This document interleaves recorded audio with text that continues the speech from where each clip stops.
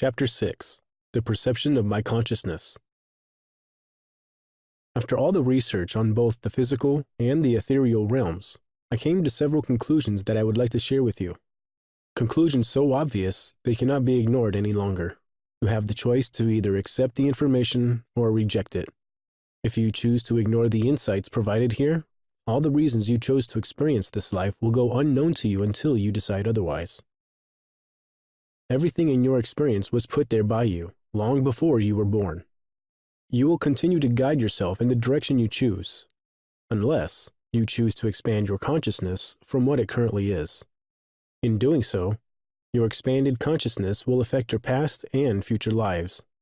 All are part of the same whole, and all experience is affected by expanded consciousness.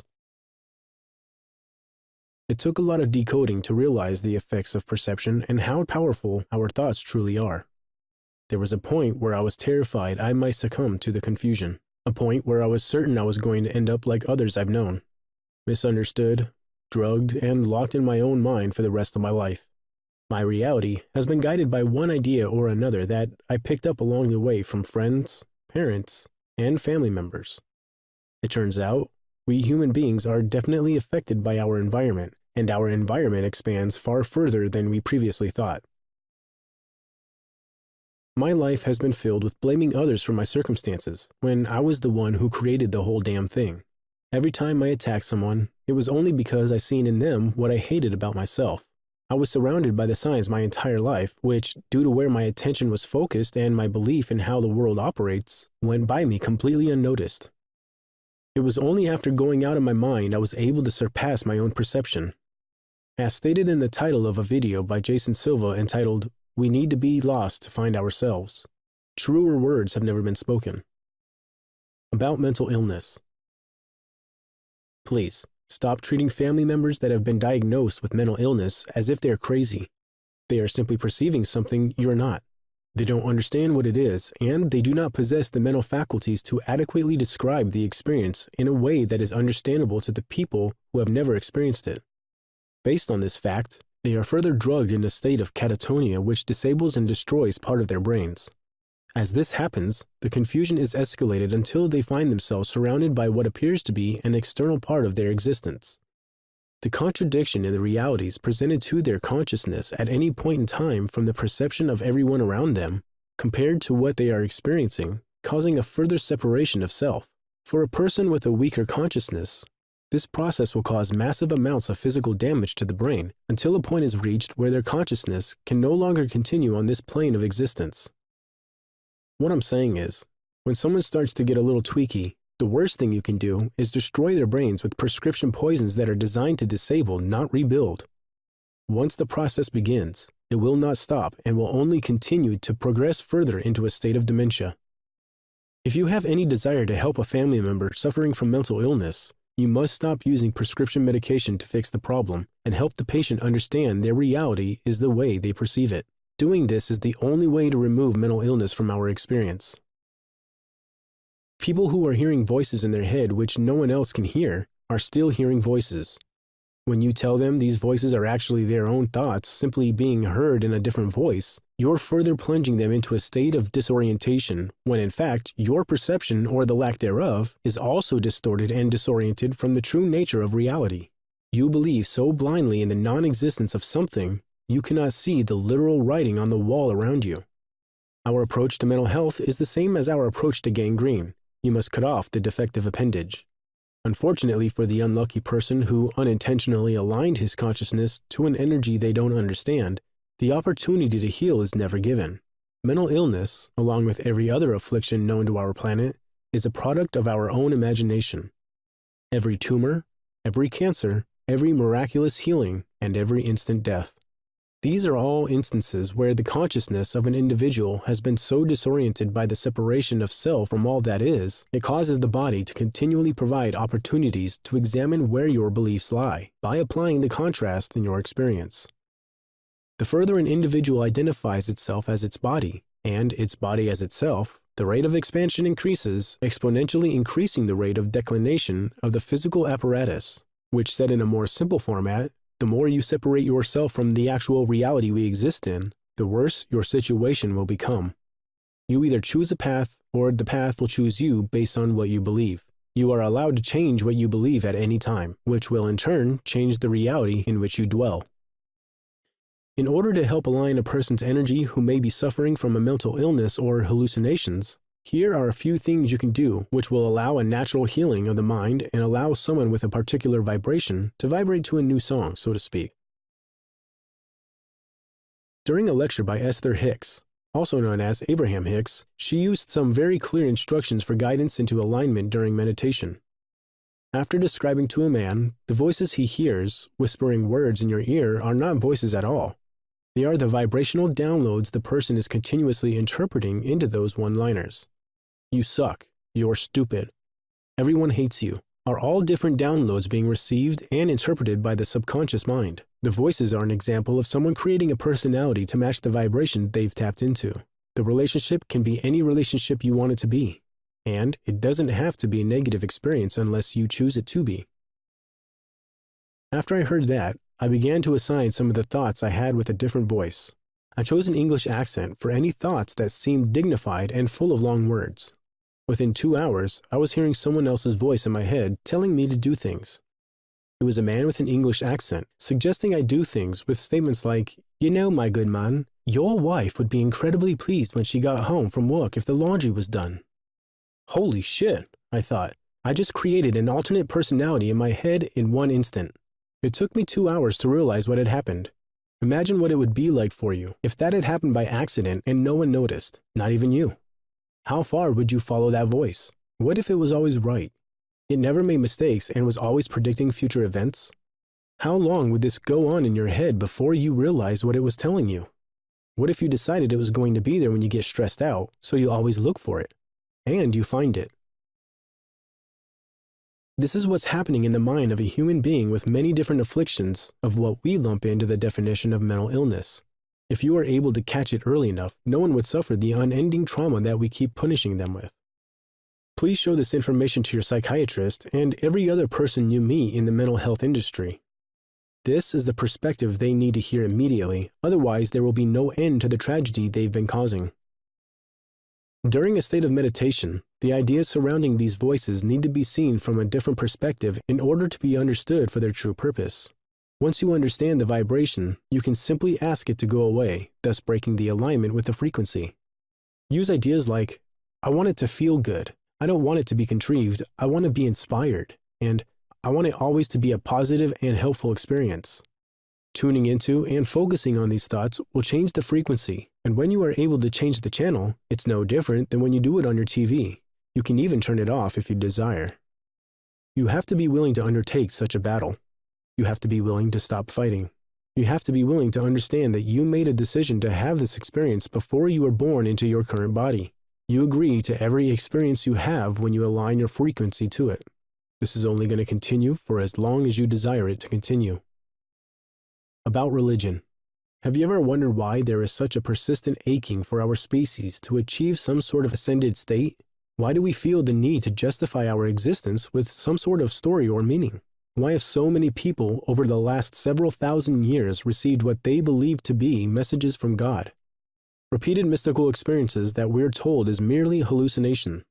Tricks of the mind in order to perceive what we desire to see.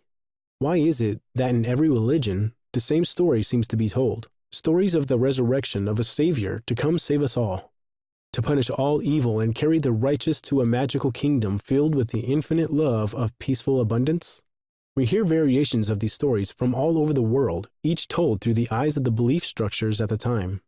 So many, in fact, the only logical objective conclusion a person can come to is to realize they all must be false. Fairy tales we told ourselves as a species in order to somehow calm the fear of death we all have buried so deep inside. What these stories were designed to be was a way to describe a reality that the human consciousness has no reference for. So stories have been transmitted through the dimensions, and based on the consciousness of the receiver, the words are designed around the reality the receiver currently inhabits, which is why we end up with different stories told from different perspectives. You cannot relay a message if you don't possess the ability to decipher it in its undistorted form. So the message fits with what we know as a species and delivered as such. Unfortunately, Between the filters of human perception and the overwhelming need to claim ownership for a certain ideology, these messages are often distorted shortly after they are received by the propagation of lies, fear, and doubt fed to the masses. I encapsulated the vastness of choice of world religions into my focus for some multidimensional reinterpretation, and here's what I found. The majority of the stories are true to a certain extent, but have been twisted when presented in religious texts to guide you to place your power in the hands of someone else, someone with more wisdom and more power. Every story told is put in the context of good and evil, right and wrong, darkness and light, God and the devil, stories of an all-powerful God that will punish the wicked and protect the virtuous. All of these stories are designed to persuade you to act in a certain way, in accordance with how the rule makers think you should be living your life, behaving as they think you should behave. Then we use these newfound rules to build belief structures because if everyone believes the same thing, predicting and controlling the behavior becomes inevitable. Following that line of thinking, if you can control people's behavior without them being aware of it, you end up the consciousness of an entire earth being enslaved without having any awareness of it. They became the proverbial worker ants running around gathering resources in order to serve the purpose of the one queen. Consider, if you will, everything I have presented to you in this book so far. Everything I am saying is telling you that you contain the power of God within you. You have the ability to search within your own consciousness to access all of the information you could ever imagine, or that has ever been imagined. If you are able to see past the illusion of separation, you can access the entire universe whenever you desire. However, if you search externally for the knowledge you seek through our ideas of how to properly analyze information as a scientist, what you will find is the vastness of space and the deep darkness, and the fear of death trapped within it. In an effort to clear up some probable misconceptions, I'm going to take a minute to make a few statements to clarify what could be some confusing ideas. I am not saying I am the reincarnation of Jesus Christ. I am not saying that Jesus Christ is a man at all. I'm saying the words you've heard spoken of the man named Jesus were not referring to a man at all. The Christ consciousness is simply a level of awareness of all that is. It is reaching a frequency of thought that will enable you to see past the illusion of separation to see the connectedness of all that is. Here's the idea. 1. God and evil are an illusion caused by a distorted perception of contrast. 2. Now is all there is. 3. This is the universe of infinite expansion. 4. This is the universe of contrast. 5. You are the universe experiencing itself. 6. Everything in your experience is a creation of your own consciousness. 7. You experience contrast as a product of the universe's infinite expansion of itself. 8. You experience contrast in order to continually evolve. 9. The experience of contrast gives you the opportunity to make a choice about the experiences you prefer. 10. You will perceive what you believe, and you will believe what you think. Earlier I mentioned how, if the use of telescope had been perceived differently, our relationship with the stars would be completely different. Our relationship with ourselves would be completely different. Our relationships with religion and science are the direct cause of the separation of our species. I'll state that again so you don't misunderstand. Our belief in scientific truths being the only truth of the universe, in conjunction with our belief in the many religions who point their followers to a God outside themselves, are in direct contradiction with all that is. I'll state that again so you don't misunderstand. The Christ consciousness is a level of awareness of all that is. It is the literal perception of the connectedness of everything perceivable. I'll state that again so you don't misunderstand. If one entity, being, energy, or consciousness is in contradiction with another entity, being, energy, or consciousness, you would refer to this as an anti-entity, anti-being, anti-energy, or anti-consciousness. The religions of science, Christianity, Islam, Judaism, and every derivation of them all lead you to believe in the separation of self from other selves. They teach you to search externally if you wish to find God. In other words, you can say they are all in direct contradiction of all that is. I'll let you come to the final conclusion all by yourself. It's really quite incredible when you think about it, but what they say is true. The greatest trick of the devil ever pulled was convincing the world he didn't exist. About life. It's incredibly easy to get caught up in the confusion of our everyday perceptions. When someone you love dies, the grief can be so unbearable you don't know how you're going to survive without them in your life.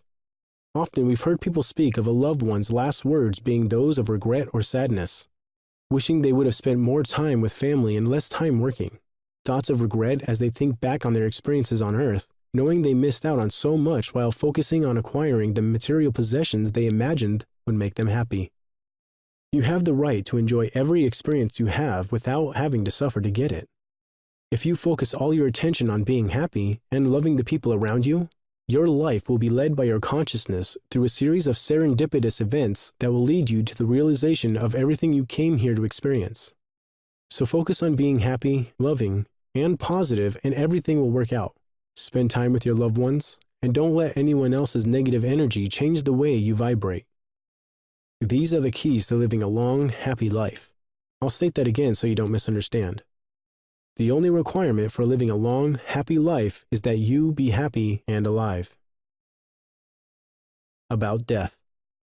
There is no need to fear death. You exist now and you always have, the same way you existed before you came into your body, and your existence will remain long after you leave it. The fear of death can be a very painful and terrifying experience, but this is only due to the perceived separation of self from all that is. Fear is easily overcome with a practice of meditation and a search for an understanding of the events of your life.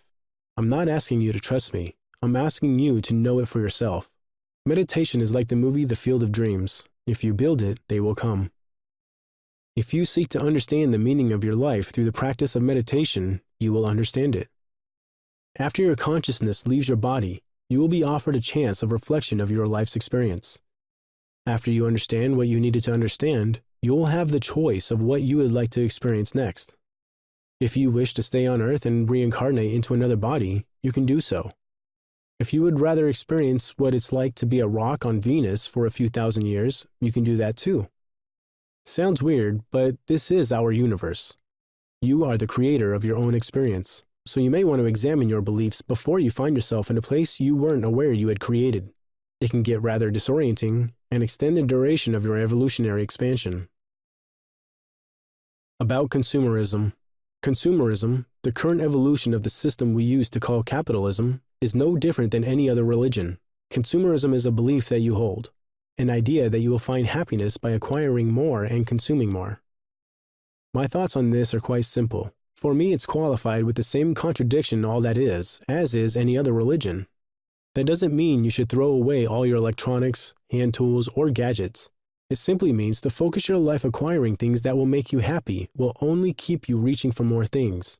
Buy or acquire the things you desire, but don't let your happiness be conditional to your possessing or receiving them.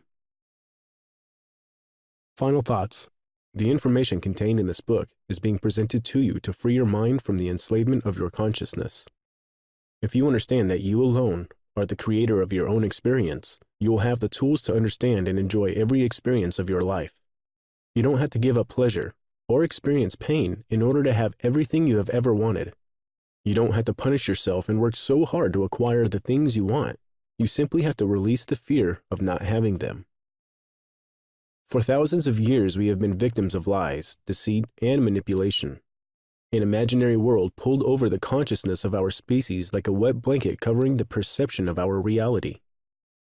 The story we've been told about our species, who and what we are all false. And the best part about it is that you don't have to believe anything I say. You don't have to trust me. By reading the information in this book, you have all the required tools. You can prove it to yourself. If a few minutes a day is more important than experiencing for yourself the true meaning of your own existence, there's nothing else I can do to get your attention. This information will be received by those who possess the level of consciousness able to receive it, by those who are open and ready for the truth, by those who are ready for a new story. The stories we use to govern our lives are from another world and another time, a world of another reality. The level of awareness of our species will no longer be contained by our fear of the unknown. The time has come for a new story. It is time we stop ignoring our own power while we let others run our planet and our reality into a state of chaos. It's time we stop standing by silently while our species is wiped off the planet for the 5th time. It's time we fulfill the cosmic story that has been the focus of our search for so long, the story of our consciousness, the story of our species. It's time we see the reality we inhibit for what it is. It's time we take action against the destruction of us. Time to take back control of our own evolution. I present you with this information in this format because this is how the information was supposed to be presented so many millennia ago. I had to use the words in the context of my life for people to understand them. The process of my awakening began several years ago, but my own personal expansion came on like a freight train a few days after I began to seek answers. I'm telling this story as I find the information so you can compare your life to it. What you will find is that we all have the same story, the same variables. Your story may have a different plot and different characters, but it's no different than mine. It was only after I became aware of my effect on the lives of the people around me, only when I was able to get a glimpse that perhaps I was the one misunderstanding something, that I was finally able to understand the power of my emotions. Emotions are the key to everything. They are the universe showing you what you prefer. If you ignore them, you're ignoring your power. If you let someone or something else dictate your emotional state, you are giving away your power. If you never afford the time to your consciousness it needs to awaken, it will never gain proper bearing in the reality it now inhibits. You'll go through life and never remember why you showed up on Earth in the first place. I was finally able to understand what was happening in my life reality, and finally able to understand the events of my life in a way I never could before. I understand the agreements I made before my birth. I also understand the role my family members and friends played in this drama. I was able to stop blaming everyone else for the events of my life because I finally understood the purpose of the game we're all playing. My apostles. I would like to say thank you to a few people whose voices and actions played a major part in the development of my consciousness, and I encourage you to check out their work. Joe Rogan. Joe opened me up to my emotions. With his comfortability in his manhood and all that he is, I was able to stop thinking I had to be a tough guy all the time. Thanks, Joe. Jason Silva. Playlists of Jason's incredible interpretations of perception and jaw-dropping videos from the series Shot of Awe are on a constant loop in my garage. Incredibly inspiring stuff. Thanks, Jason. Duncan Trussell. Duncan Trussell was the man who introduced me to the idea of spirituality. His podcast, The Duncan Trussell Family Hour, is a must-see. Neil deGrasse Tyson. Neil was the initial spark of my curiosity and my first taste of real knowledge of the universe. Thanks again, Neil. Lawrence Cross. Lawrence's explanation of the work of the universe in the book Greatest Stories Ever Told So Far opened my eyes to several concepts I needed to understand. Thanks, Lawrence. Brian Greene. Brian's explanation of the function of time and his diagrams of the expansion of the universe helped me understand the nature of thoughts as related to planes of existence. Thanks, Brian. Aubrey Marcus. Between the supplements his company makes and the AMP podcast filled with insights into plant medicine, I can't get enough of Aubrey's universe. It's one you should definitely inhabit. Thanks, Aubrey. Russell Brand. By far, the most entertaining form of enlightenment I have ever experienced. He has several podcasts devoted to different aspects of reality. Russell's description of addiction made me realize how deep our addictions become. You were my introduction to meditation when I heard you say you were drug-free. Thanks, Russell. Stephen Greer. Stephen Greer taught me that it's okay to pursue what you believe is real, even when everyone around you says you're lying. Thanks, Stephen. Esther Hicks. Your continual and various descriptions of the law of attraction were the key for my understandings of reality. Thank you for all the effort you've put in over all these years. These were my spiritual teachers. These are the perceptions of reality that influence the way I perceive myself. I appreciate all of you sharing your light with me, and I hope I have done some of the same for you. To everyone I grew up with, got in a fight with, yelled at, bullied, and every other time I acted like an ass, I would like to thank you for your part as well. When my world caved in, I realized all the shittiness I spread in my wake. It was the image of you that showed me what I had been. Sorry I was a dick. I was still sleeping. As I write this last paragraph, I feel an immense weight being lifted from my consciousness. As of this moment, I have been unable to find a way to talk to my wife about any of this. When she reads the information contained in this book for the first time, I'm sure it will answer some questions she had building up over the last few years about the overall weirdness of my behavior. She has been putting up with a husband who seemed to get weirder by the day, all the while staying as supportive as she can possibly maintain. The projection of what appeared to be her future seemed to be headed in a familiar pattern, supporting another non-functional husband. She is the only reason it was possible for me to go into this incredible journey and the reason I am who I am today. To my wife, Ariella, we were drawn to each other like magnets for a reason. I am grateful for your patience and support when we all seemed to be heading south. I have loved you since time began, and that will never change. Thank you for being you and freeing my mind. This has been Is Reality Real? The Hidden Story of Us, written by Bradley Vining. Narrated by Chris Thompson. Copyright 2017 by Bradley Vining.